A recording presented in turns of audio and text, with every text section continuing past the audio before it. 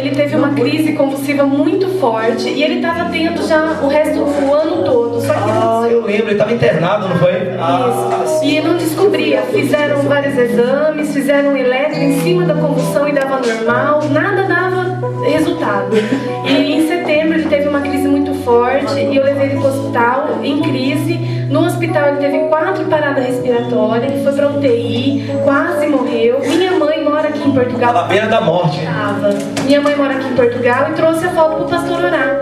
E o pastor confirmou. Sua irmã é a... Cadê ela?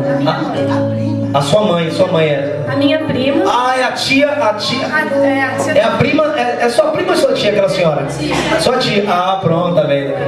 E ela trouxe aqui, o senhor orou. Sim. E o que o senhor falou, que tiveram feito obras de maldição, de feitiçaria para ele. A pastora minha lá no Brasil também confirmou.